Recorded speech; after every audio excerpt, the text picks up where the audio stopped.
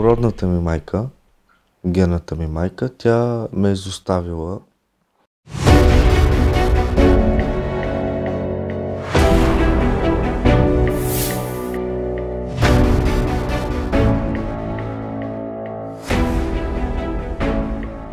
Профила на децата в институции е твърде разнороден. Някои от тях попадат още от ранна бебешка възраст в институцията и за съжаление се налага да останат през целия си съзнаван живот до пълнолетие.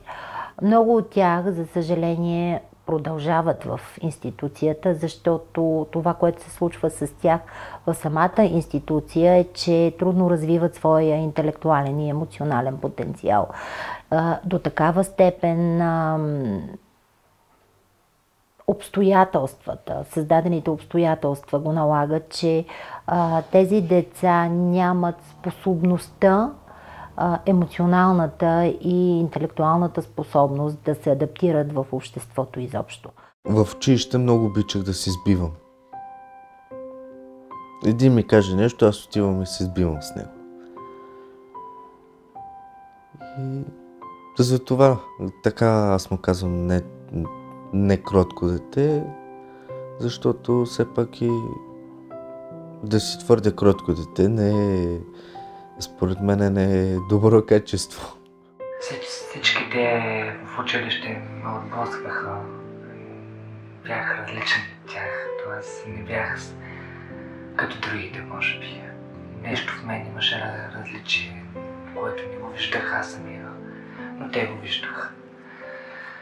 Тогава започнах да се събирам с лоши компании, започнах да употребявам треви, марихуана. Едната част от тях са оставени за временно отглеждане, така нареченото временно отглеждане, което общо взето в фокуса влизат родители, които имат желание, когато се стабилизират, или поне това е в ума им, да си вземат децата обратно. Много често обаче това никога не се случва. И тези деца са осиновявани на възрастта 4-5 години. И аз не знам точно какво се случи, но първородната ми майка ме е изоставила аз не знам колко... В смисъл изоставила ме и на 4 годинки и половина са ме осиновили. Много често тези деца остават до пълнолетие и отново влизат в позицията на институционализация. След поредица от не много добри моменти в този дом за деца, един от възпитател-психолозите ме насочи към моята любима психоложка сега, Ася Александрова, с която работихме над моето психическо и емоционално здраве в продължение на може би 1 година, някъде приблизително. И с нея започнахме да правиме планове да ме настанят в кризисния център, в който съм сега. Никое човешко същество, независимо от пол, религия, етнос или възраст, влиза доброволно в ситуации, в които е експлоатиран, в които е бит, в които е изнасилван и поробван.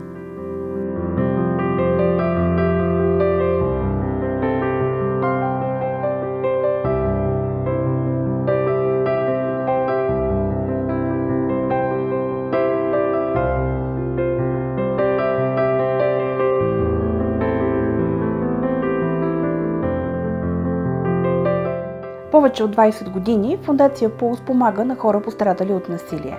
Специален акцент в нашата работа заемат децата, които са пострадали от най-различни форми на насилие. Физическо, психическо, сексуално. Сексуалното насилие е сред видовете насилие, за които обществото ни най-трудно говори, най-трудно приема, че се случва, остава скрито и много често не разбираме колко ужасяващи са последиците. Аз бях едно нормално момче на 6 години. Аз бях изнасилен. Какво друго да кажа?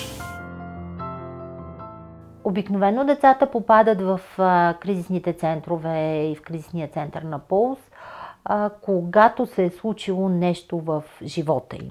Когато семейството, от което идват, е попаднало в ситуация на криза.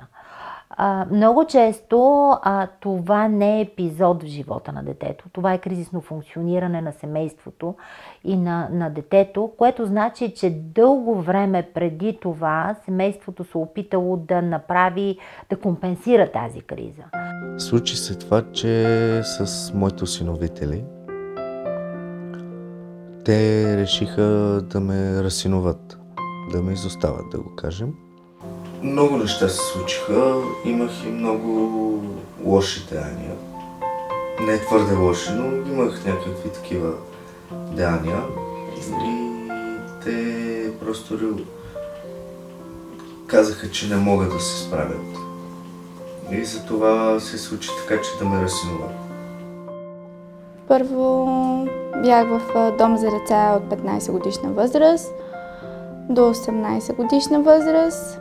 От опита на нашата организация, на Фондация Пулс, тези деца, които идват към кризисните центрове, никак не са малко.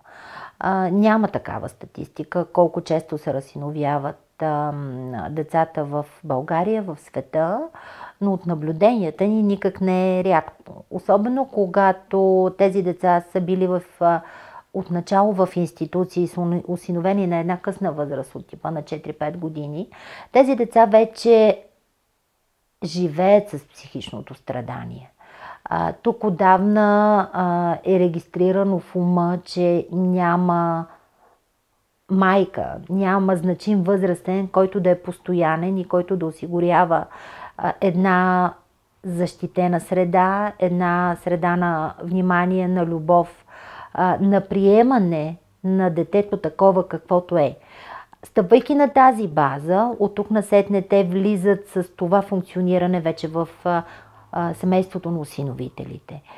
И в пубертета тази липса някак се разгръща в едно девиантно поведение при децата, едно асоциално поведение, което носи образа на страданието. То показва, че това дете някъде в детството, то дълбоко е страдало от липса на любов. Преди да тръгна по проституцията, пуших наркотици. Тоест трева приемах. Не съм приемал други видове, освен трева.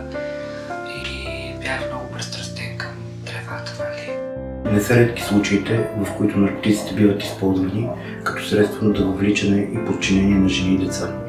За да имам пари да си купувам трева, трябваше да имам пари от някъде.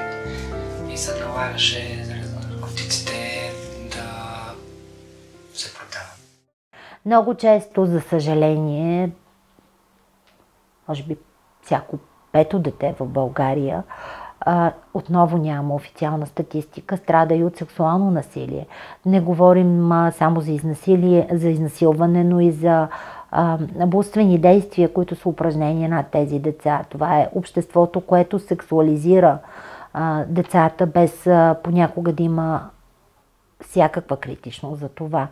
Говорим за опитване, говорим за сексуалните намеци, говорим за това, че децата много често остават и са негласни свидетели на сексуален акт между родителите.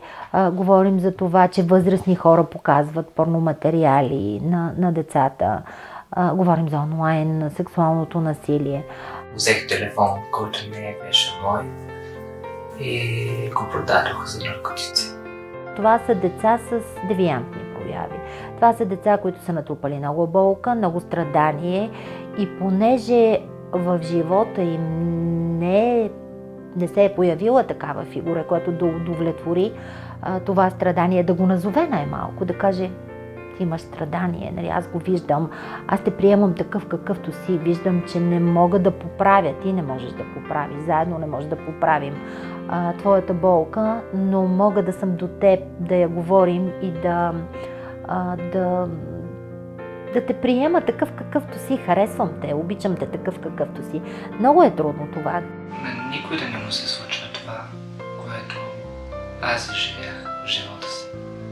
Наистина силно го обожавам на всяко едно дете, на всяко едно момиче, човек, жена, да не го преживявам просто.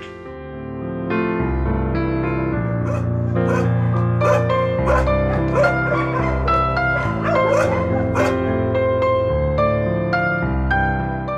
трудно в човешките взаимоотношения, защото особено когато сме родители и влизаме с идеалистични представи за това, че ще имаме едно прекрасно справящо се дете, че то ще изглежда така и така, ние ще му осигурим великото светло бъдеще, пък някак нещата не се случват и самите родители се чувстват крайно провалени и безсилни. Това е момента, в който се разделят родители от деца и обикновено децата са настанявани в кризисните центрове. Към Фондация Пулс има действащ кризисен център с капацитет 12 легла за настаняване, в които пострадалите биха могли да намерят помощ. Към кризисния център има психолози и социални работници, които се грижат хората да получават необходимата им помощ, ресурси, подкрепа. Организират се различни ателиета за свободното време, групи за придобиване на различни умения, така че човек според своята заявка и потребност да продължи живота си по един конструктивен начин. Много е важно екипът да бъде подготвен за проблематиката, за страданието, да има силата да го понесе. Програми има много осигурени, те са добре изписани, но когато не съществуват добре обучени специалисти, то много трудно може ние да осигурим на тези деца тази любов, внимание и взаимовръзка, която да е градивна, а не разрушителна при тинейджър, защото обикновено това е деца в тинейджърска възраст, които имат нужда от идентичност. Те имат нужда от това да разберат кой съм аз, откъде идвам, кой съм в момента, какви са моите цели в живота. Преди кризисния център бях настанена в дом за деца в град Перник. И като цяло си имах моите хубави и лоши моменти, да. Но пък, какво да кажа, всяко зло за добро. Бих казала, че не бяха толкова лоши, по-скоро бяха поучителни моменти. Тези моменти не бяха от най-приятните в живота ми, но бяха един епизод, който ме изградиха като човека, който съм в момента. Това са децата, които идват към Фондация Пулс и съответно за всяко дете има и специалист, който е включен в процеса, така наречения водещ на случая. Много често тези деца са включени в терапевтичните програми на организацията, като всяко дете има възможността да бъде разгледано като индивид, като личност и да бъдат снети, регистрирани и съответно следвани неговите основни личностови потребности, индивидуални потребности. Шефката на цялата организация, Екатерина Велева, много устремено се опитваше да ме промени, за да, както се казва, да стане човек от мене. И това целият екип на Пулс се опитва и от една част се справиха. Но от друга част, аз не знам как да го нареча, има още да се работи по това.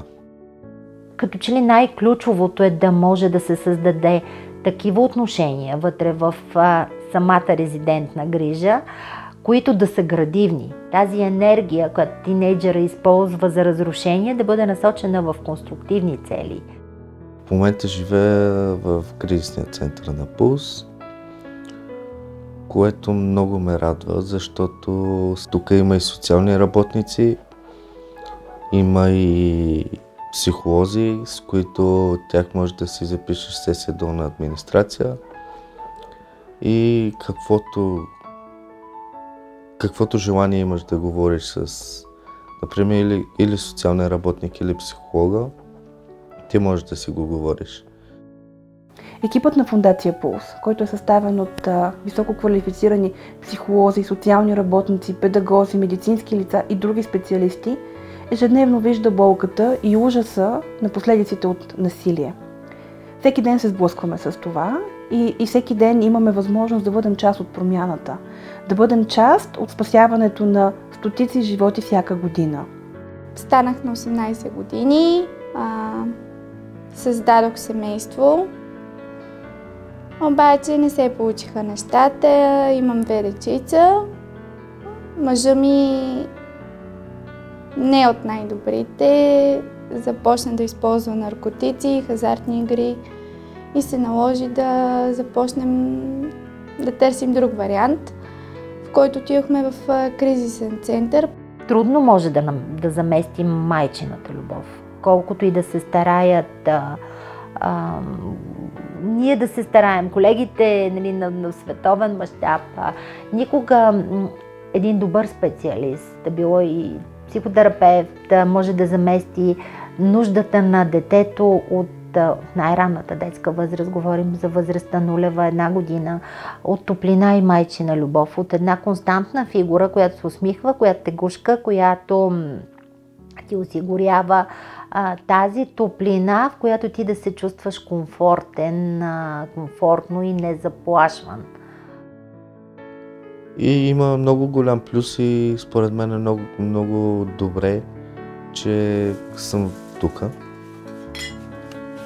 Уча се на много неща и как да общувам с хора, които изобщо не искат да чуят нещо, което трябва да чуят. И да не... Защото преди изобщо не може да си държам нервите, да го кажем.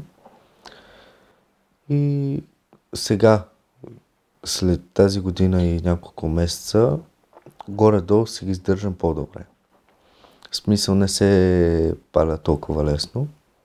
Може би най-важното в една институция е да се покажат, да се посочат на детето силните страни. Не то да бъде обвинявано и непрекъснато да е регистрирано какво не може, а напротив, точно обратното. Да се фиксираме върху неговите умения, върху това какво може то да създаде, да съгради. И тогава нещата се случват. Бих казал, че време и в престоя на кризисния център тук, може би открих себе си като друга личност, към по-артистична личност и може би се мотивирах да творя повече, да ходя повече, да говоря повече. Може би първото нещо, което децата чуват в кризисните центрове, че те имат права. Вероятно, до този момент никой досега не им е казвал за това и винаги е следвано и са търсени техните задължения. Винаги са им казвали какво е тяхното задължение, какво трябва да правят, какво не трябва да правят, за да бъдат добри деца.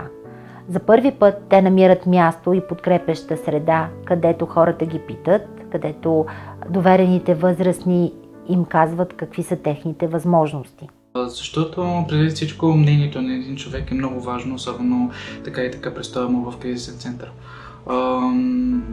И в този кризисен център. Всъщност аз може би за първи път виждам кризисен център, на който клиентите имат право на глас, имат право да внасят нови правила, да говорят повече с консултантите си предвид това каквото им се е случило и фактически да карат още повече правила.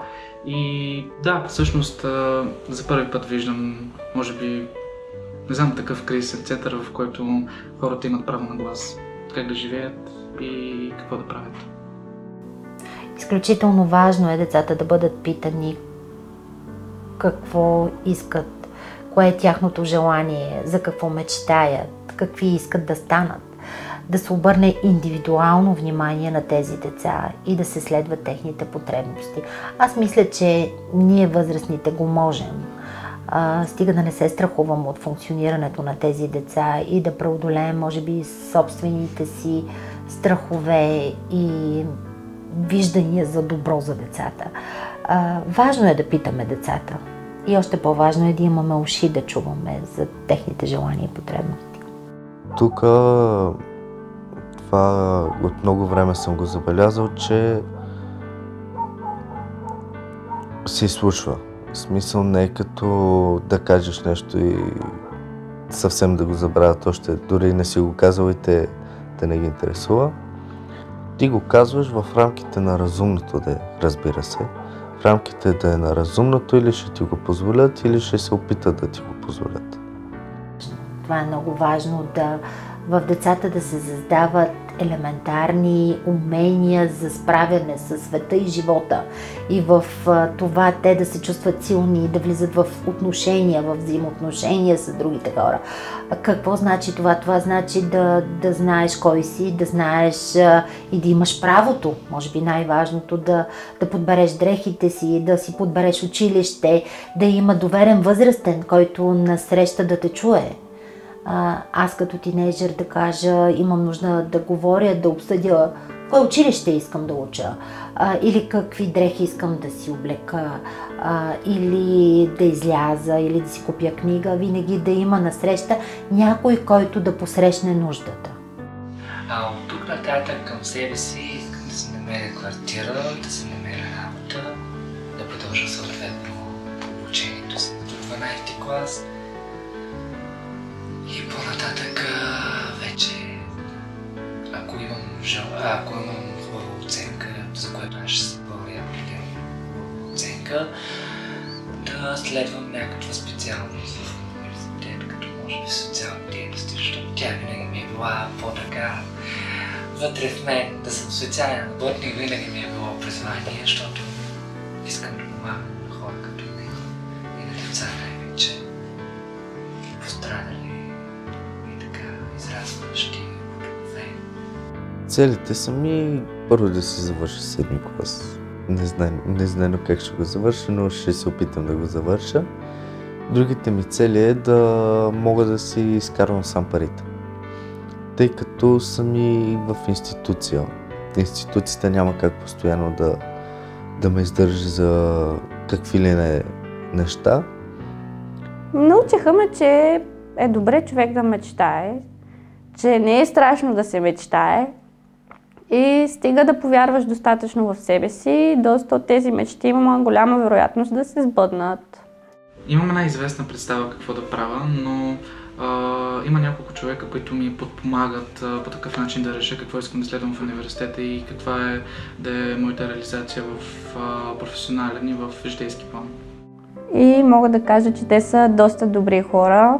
Благодарение на тях съм решила окончателно бъдещото ми висше образование да бъде към психологията, за да мога също така, като моята брилянтна и прекрасна психоложка, да бъда психолог и също така като нея да помагам на момичета, изпаднали в нужда и затруднение, да ги насочвам към правилния път, да им показвам моите грешки и да им покажа, че има шанс да излязат от трудните моменти и положения. Мисля за по-напред да започна работа детето ми, като направи поне 2 годинки, защото е мъничко. Хората от там и те ще ни помогнат и да си взема сама живота в ръцете, да си изкарвам сама хляба и да си имам собствено жилище. Ние знаем и вярваме, че най-доброто място за всяко дете е неговото семейство. Всяко дете се нуждае от близък, възрастен, от отговорен човек, който да бъде до него в процеса на израстване и влизане в живота на възрастните. Когато е невъзможно това да се направи в семейството, ние като общество, като институции, като специалисти, е много важно да намерим формулата, златния механизъм, по който всяко дете да расте щастливо, обичано и готово да влезе в живота на възрастните. Ами добре, защото тук намерих много нови приятели, запознавам се с най-различни хора и наистина имам страшно много родители и имам чувството, че наистина не знам кой да прегърна първи. И може би тук е момента да кажем, че неправителствените организации не сме страшни. В неправителствените организации сме се събрали хора, отдадени специалисти, които се обучаваме, подготвяме, учим и даваме сърцето си в това децата и семействата да бъдат добре, да помагаме на пострадалите от насилие и да гарантираме едно по-добро бъдеще. Аз бих казала, всички истории са с хубав край, когато има институции и грижа, когато има специалисти, които са по някакъв начин готови да дадат, да подарят, без да има изискване, без да има условие, Това е форма на безусловна любов и внимание и тя винаги е дар към човека. Тя винаги носи удоволствие. Това са едни прекрасни хора, които се стараят да помагат на останалите. Те не искат всичко, те искат само да дадат всичко от себе си и просто да видят едни усмихнати и щастливи хора. Това е.